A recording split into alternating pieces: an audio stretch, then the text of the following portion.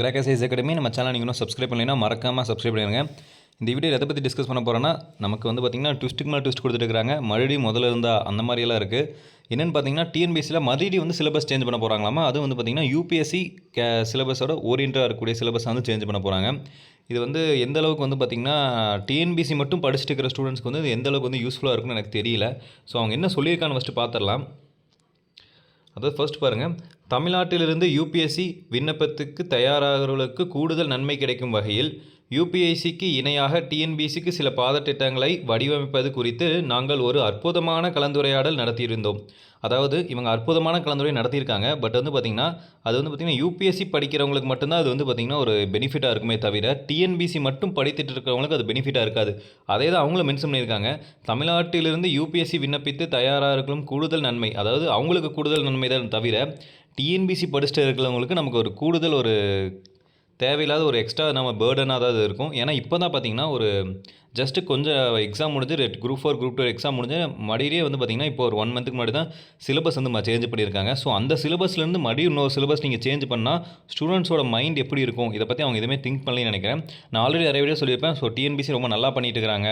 ரிசல்ட்லாம் வந்து பார்த்திங்கன்னா ரொம்பவே குயிக்காக கொடுத்துறாங்க. ப்ளஸ் வந்து பார்த்திங்கன்னா போஸ்டிங் கவுன்சிலிங்கு நெக்ஸ்ட்டு அடுத்த எக்ஸாம் டேட் எல்லாமே வந்து பார்த்திங்கன்னா ஷெட்யூல் பண்ண டைமிங் கரெக்டாக வந்து பார்த்திங்கன்னா நடத்திட்டு இருக்கிறாங்கன்னு சொல்லியிருந்தோம்.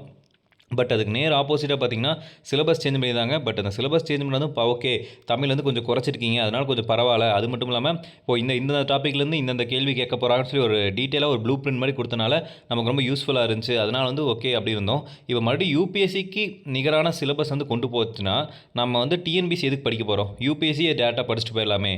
யூபிஎஸ்சி படிக்கிறவங்க யூபிஎஸ்சி படிக்கட்டும், டிஎன்பிஎஸ்சி படிக்கிறவங்க டிஎன்பிஎஸ்சி படிக்கட்டும். அதுக்கு சிலபஸ் வித்தியாசம் இருக்கிறனால தான் நம்ம டிஎன்பிஎஸ்சி சூஸ் பண்ணியிருக்கோம். ப்ளஸ் வந்து பார்த்திங்கன்னா யூபிஎஸ்சி வந்து அவங்களுக்கு அவங்களோட ஆம்பிஷன் வேறு, அதனால் அவங்க யூபிஎஸ்சி சூஸ் பண்ணியிருக்காங்க. இப்போ வந்து பார்த்திங்கன்னா இந்த சிலபஸ் யூபிஎஸ்சி ரிலேட்டடாக சேஞ்ச் பண்ணிட்டா இப்போ நம்ம மறுபடியும் வந்து பார்த்திங்கன்னா டிஎன்பிஎஸ்சிக்கு ஒரு 10 லட்சம் பேர் வந்து படிச்சுட்டு இருக்கிறாங்க.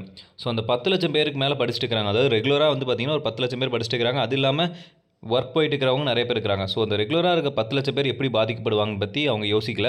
ப்ளஸ் வந்து பார்த்திங்கன்னா யூபிஎஸ்சி இப்போ வந்து பார்த்திங்கன்னா ஒரு 2 அட்டம் எழுதியிருப்பாங்க, 3 அட்டம் எழுதியிருப்பாங்க. அவங்களுக்கு வந்து பார்த்திங்கன்னா டிஎன்பிஎஸ்சி இப்போ சேஞ்ச் வந்து யூபிஎஸ்சி பண்ணிட்டாங்கன்னா அவங்களுக்கு வந்து பார்த்திங்கன்னா இந்த டிஎன்பிஎஸ்சியோட சிலபஸ் வந்து பார்த்திங்கன்னா ரொம்ப ஈஸியாக போயிடும், ரொம்ப எளிதாயிரும். அவங்க எக்ஸ்ட்ரா தமிழ் மட்டும் மேபி படிக்கிற மாதிரி இருக்கும். ஸோ அதனால் வந்து பார்த்திங்கன்னா இது வந்து எந்த அளவுக்கு வந்து பார்த்திங்கன்னா டிஎன்பிஎஸ்சி மட்டும் நம்பி வந்து இருக்கக்கூடிய மாணவர்களுக்கு வந்து பார்த்திங்கன்னா எந்த அளவுக்கு இது ஒரு நன்மை வந்து கொடுக்குன்னு தெரியல.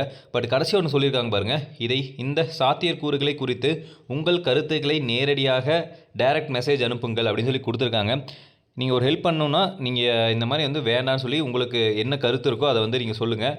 ப்ளஸ் வந்து பார்த்திங்கன்னா இந்த ஒரு மாற்றம் வந்து டிஎன்பிஎஸ்சி வந்து கொண்டு வந்தாங்கன்னா யூபிஎஸ்சிக்கு நிகராக டிஎன்பிஎஸ்சியோட சிலபஸ் கொண்டு வந்தாங்கன்னா அது நமக்கு யூஸ்ஃபுல்லாக இருக்குமா அப்படின்னு சொல்லிட்டு உங்களோட கருத்துக்கள் வந்து நீங்கள் சொல்லுங்கள். என்னோட பொறுத்தளவுக்கு இது வந்து பார்த்திங்கன்னா ஒரு ரொம்பவே வந்து ஒரு கஷ்டமான விஷயம். ஏன்னு பார்த்தீங்கன்னா இப்போ ரீசெண்டாக சிலபஸ் சேஞ்ச் பண்ணியிருக்காங்க.